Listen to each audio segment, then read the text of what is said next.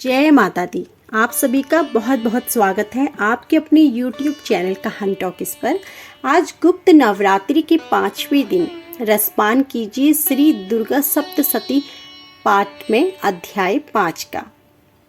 अध्याय 5 में देवताओं द्वारा देवी की स्तुति का वर्णन किया गया है। महर्षि मेघा ने कहा, पूर्व काल में शुंभ निशुंभ नामक असुरों ने अपने बल के मद से इंद्र का त्रिलोकी राज्य और यज्ञों के भाग छीन लिए और वह दोनों इस प्रकार सूर्य, चंद्रमा, धर्मराज और वरुण के अधिकार भी छीनकर स्वयं ही उनका उपभोग करने लगे। वायु और अग्नि का कार्य भी वही करने लगे और इसके पश्चात उन्होंने जिन देवताओं का राज्य छीना था उनको अपने अपने स्थान से निकाल दिया और इस तरह से अधिकार छीने हुए तथा दैत्यों द्वारा निकाले हुए देवता अपराजित देवी का स्मरण करने लगे कि देवी ने हमको वर दिया था कि मैं तुम्हारी संपूर्ण विपत्तियों को नष्ट करके रक्षा करूंगी। ऐसा विचार कर सब देवता हिमाचल पर गए और भगवान विष्णु की माया की स्तुति करने लगे। देवताओं ने कहा, देवी को नमस्कार है, शिव को नमस्कार है, प्रकृति और भद्रा को नमस्कार है। हम लोग रौद्र, नित्य और गौरी को नमस्कार करते हैं। चंद्र रूपिणी व शुक देवी को निरंतर नमस्कार है। शरणागतों का कल्याण करने वाली वृद्धि और सिद्धि रूपा देवी को हम बारंबार नमस्कार करते हैं। राजाओं की लक्ष्मी तथा सावरणी को नमस्कार है। दुर्गा को, दुर्ग स्थलों को पार करने वाली दुर्गा पारा को, सारा सरकाणी ख्याति कृष्ण और धूम्र देवी को सदैव नमस्कार है। अत्यंत सौम्य तथा अत्यंत रौद्र रूपा को हम नमस्कार करते हैं। उन्हें हमारा बारंबार प्रणाम है। जगत की आधारभूत कृति देवी को बारंबार नमस्कार करते हैं। जिस देवी को प्राणी मात्र विष्णु माया कहते हैं उनको नमस्कार है, नमस्कार है। जो देवी संपूर्ण प्राणियों में चेतना कहलाती है उनको नमस्कार है। जो देवी संपूर्ण प्राणियों में बुद्धि रूप से स्थित है उनको हमारा बारंबार नमस्कार है, नमस्कार है। जो देवी संपूर्ण प्राणियों में निद्रा रूप से विराजमान है, जो देवी सभी प्राणियों में शुदा रूप से विराजमान है उनको हमारा बारंबार नमस्कार है। जो देवी प्राणियों में छाया रूप से स्थित है, जो देवी सब प्राणियों में शक्ति रूप से स्थित है उसको हमारा बारंबार नमस्कार है। जो देवी सभी प्राणियों में त्रिशा रूप से स्थित है उसको हमारा नमस्कार है, नमस्कार है, हमारा बारंबार नमस्कार है। जो देवी सब प्राणियों में शांति रूप से स्थित है, जो देवी सब प्राणियों में जाति रूप से स्थित है, जो देवी सब प्राणियों में लज्जा रूप से स्थित है उसको हमारा नमस्कार है, नमस्कार है, बारंबार नमस्कार है। जो देवी सब प्राणियों में श्रद्धा रूप से स्थित है, जो देवी प्राणियों में कांति रूप से स्थित है उसको हमारा नमस्कार है। जो देवी सब प्राणियों में व्रति रूप से स्थित है उसको हमारा बारंबार नमस्कार है। जो देवी सब प्राणियों में स्मृति रूप से स्थित है, जो देवी सब प्राणियों में दया रूप से स्थित है, जो देवी सब प्राणियों में तुष्टि रूप से स्थित है उसको नमस्कार है, उसको नमस्कार है, उसको हमारा बारंबार नमस्कार है। जो देवी सब प्राणियों में मातृ रूप से स्थित है, जो देवी सब प्राणियों में भ्रातृ रूप से स्थित है, जो देवी सब प्राणियों में नित्य व्याप्त रूप से स्थित है उसको नमस्कार है, बारंबार नमस्कार है। पूर्व काल में देवताओं ने अपनी अभीष्ट फल पाने के लिए जिसकी स्तुति की है और देवराज इंद्र ने बहुत दिनों तक जिसका सेवन किया है वह कल्याण की साधन भूता ईश्वरी हमारा कल्याण और मंगल करे तथा सारी विपत्तियों को नष्ट कर डाले। असुरों के सताए हुए संपूर्ण देवता उस परमेश्वरी को इस प्रकार और इस समय नमस्कार करते हैं तथा जो भक्ति पूर्वक स्मरण की जाने पर तुरंत ही सब विपत्तियों को नष्ट कर देती है वह जगदम्बा इस समय भी हमारा मंगल करके हमारी सब विपत्तियों को दूर करे। महर्षि मेघा ने कहा, हे राजन, इस प्रकार जब देवता स्तुति कर रहे थे तो उसी समय पार्वती देवी गंगा में स्नान करने के लिए आई। तब उनके शरीर से प्रकट होकर शिव देवी बोली, शुंभ दैत्य के द्वारा स्वर्ग से निकले हुए और निशुंभ से हारे हुए यह देवता मेरी ही स्तुति कर रहे हैं। पार्वती के शरीर से अंबिका निकली थी, इसलिए उसको संपूर्ण लोक में कौशिकी कहते हैं। कौशिकी के प्रकट होने के पश्चात पार्वती देवी के शरीर का रंग काला हो गया और वह हिमालय पर रहने लगी। वह हिमालय पर रहने वाली कालिका देवी के नाम से प्रसिद्ध हुई। फिर शुंभ और निशुंभ के दूत चंडमुंड वहां आए और उन्होंने परम मनोहर रूप वाली अंबिका देवी को देखा। फिर वहां शुंभ के पास जाकर बोले, महाराज, एक अत्यंत सुंदर स्त्री हिमालय को प्रकाशित कर रही है। वैसा रूप आज तक हमने किसी भी स्त्री में नहीं देखा। हे असुरेश्वर, आप यह पता लगाएं कि वह कौन है और उसका ग्रहण कर लें। वह स्त्री स्त्रियों में रत्न है। वह अपनी कांति से 10 दिशाओं को प्रकाशित कर रही है और वह वहां स्थित है, इसलिए आपको उसको देखना उचित होगा।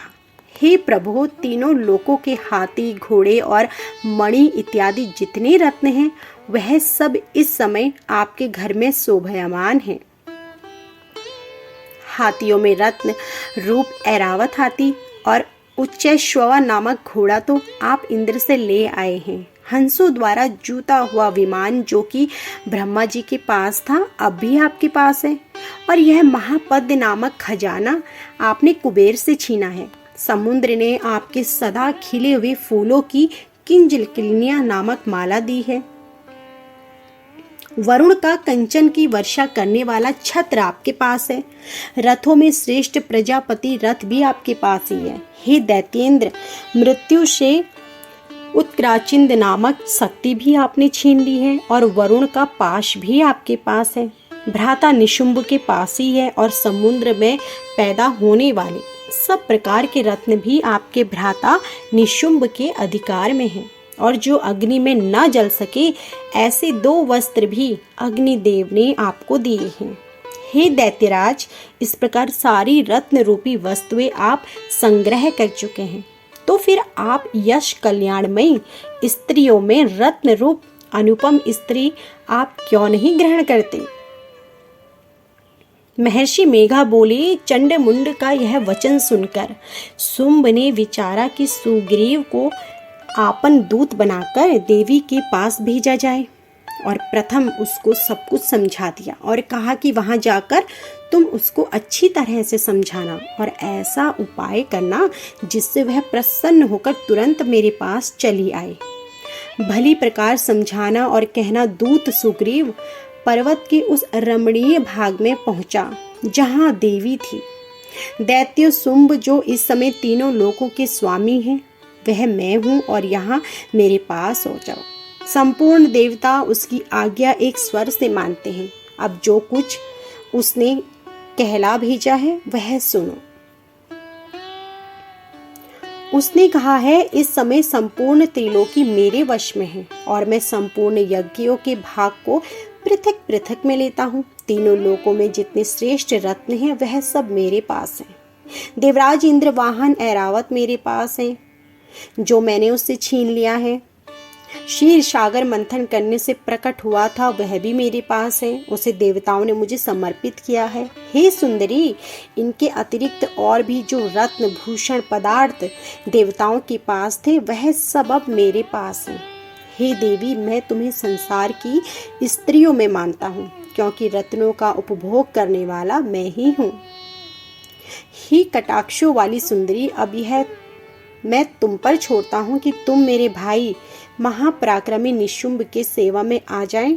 यदि मुझे वरोगी तो तुझे अतुल महान ऐश्वर्य की प्राप्ति होगी। अतः तुम अपनी बुद्धि से यह विचार कर मेरे पास चली आओ। महर्षि मेघा ने कहा, दूत के ऐसा कहने पर संपूर्ण जगत का कल्याण करने वाली भगवती दुर्गा मन ही मन मुस्काई और इस प्रकार कहने लगी, हे दूत, तू जो कुछ कह रहा है वह सत्य है और इसमें किसी भी बात की कोई भी चिंता नहीं है कि तू झूठ बोल रहा है। शुंभ इस समय तीनों लोकों का स्वामी है और निशुंभ भी उसी की तरह पराक्रमी है, किंतु इसके संबंध में मैं जो प्रतिज्ञा कर चुकी हूँ उसे कैसे झुठला सकती हूँ। अतः तू मैंने जो प्रतिज्ञा की है सुनो। जो मुझे युद्ध में जीत लेगा और मुझे हरेगा, मैं उसी के साथ जाऊंगी। मेरे अभिमान को जो खंडित करेगा तथा बल में जो मेरे समान होगा वही मेरा स्वामी होगा। इसलिए शुंभ अथवा महापराक्रमी निशुंभ यहाँ आए और युद्ध में मुझे जीत कर ले जाए। इसमें भला देर की क्या आवश्यकता है। दूत ने कहा, देवी तुम अभिमान से भरी हो, मेरे सामने तुम ऐसी बातें ना करो। त्रिलोकी में मुझे तो ऐसा कोई भी दिखाई नहीं देता जो शुंभ और निशुंभ के सामने ठहर सके। हे देवी, जब अन्य देवताओं में से कोई शुंभ और निशुंभ के सामने युद्ध में नहीं ठहर सकता, तो तुम जैसी स्त्री उनके सामने रणभूमि में कैसे ठहर सकोगी। जिन शुंभ आदि असुरों के सामने इंद्र आदि देवता नहीं ठहर सके, तो तुम उनका क्या मुकाबला करोगी। अतः तुम मेरा कहना मानकर उनके पास चली जाओ, नहीं तो जब वह तुम्हें केश पकड़कर घसीटते हुए ले जाएंगे तो तुम्हारा गौरव नष्ट हो जाएगा। देवी ने कहा, जो कुछ तुमने कहा है ठीक है। शुंभ और निशुंभ बड़े बलवान हैं, लेकिन मैं क्या कर सकती हूँ, क्योंकि मैं बिना विचारे प्रतिज्ञा कर चुकी हूँ। इसलिए तुम जाओ और मैंने जो कुछ कहा है वह सब अपने आदर पूर्वक असुरेंद्र से कह दो। इसके पश्चात जो वह उचित समझे वह करेंगे। महर्षि मेघा ने कहा, देवी की बात सुनकर दूत क्रोध में भरा हुआ वहां से असुरेंद्र के पास पहुंचा और सारा वृतांत उसने कह सुनाया। दूत की बात सुनकर असुरेंद्र को क्रोध का पारावार न रहा और उसने अपने सेनापति धूम्रलोचन से कहा, धूम्रलोचन तुम अपनी सेना सहित शीघ्र वहां जाओ और उस दुष्टा के केशों को पकड़कर उसे घसीटते हुए यहाँ ले आओ। उसकी रक्षा के लिए कोई दूसरा खड़ा हो, चाहे वह कोई देवता ही क्यों ना हो, उसे मार गिराओ। शुंभ के इस प्रकार आज्ञा देने पर धूम्रलोचन 60,000 राक्षसों की सेना को साथ लेकर वहां पहुंचा और देवी को देखकर ललकार कर कहने लगा, अरे तू अभी शुंभ और निशुंभ के पास चल। यदि तू प्रसन्नता पूर्वक मेरे साथ नहीं चलेगी तो मैं तेरे केशों को पकड़कर घसीटता हुआ तुझे ले चलूंगा। देवी बोली, असुरेंद्र का भेजा हुआ तेरे जैसा बलवान यदि बलपूर्वक मुझे ले जाएगा तो ऐसी दशा में तुम्हारा कर ही क्या सकती हूँ। महर्षि मेघा ने कहा, ऐसा कहने पर धूम्रलोचन उसकी ओर लपका, किंतु देवी ने अपनी हुंकार से ही उसे भस्म कर डाला। यह देखकर असुर सेना क्रोध होकर देवी की ओर बढ़ी, परंतु अंबिका ने उन पर तीखे बाणों, शक्तियों तथा फरसों की वर्षा आरंभ कर दी। इतने में ही देवी का वाहन भी अपनी ग्रीवा के बालों को झटकता हुआ और बड़ा भारी शब्द करता हुआ असुर सेना में कूद पड़ा। उसने कई असुरों को अपने पंजों से, कईयों को अपनी जबड़ों से और कईयों को धरती पर पटक कर अपनी दाढ़ी से घायल करके मार डाला। उसने कई असुरों के अपने नाखूनों के से उनके पेट फाड़ डाले, कईयों को थप्पड़ मारकर और उनके सिर धड़ से अलग कर दिए। कई असुरों की भुजाएं और सिर तोड़ डाले और गर्दन के बालों को हिलाते हुए उसने कई असुरों को पकड़कर उनके पेट फाड़कर उनका रक्त पी डाला। इस प्रकार देवी के उस महाबलवान सिंह ने क्षण भर में ही असुरों की सेना को परास्त कर दिया। शुंभ ने जब यह सुना कि देवी ने धूम्रलोचन असुर को मार डाला है और उसके सिंह ने सारी सेना का संहार कर डाला है, तब उसको बड़ा क्रोध आया।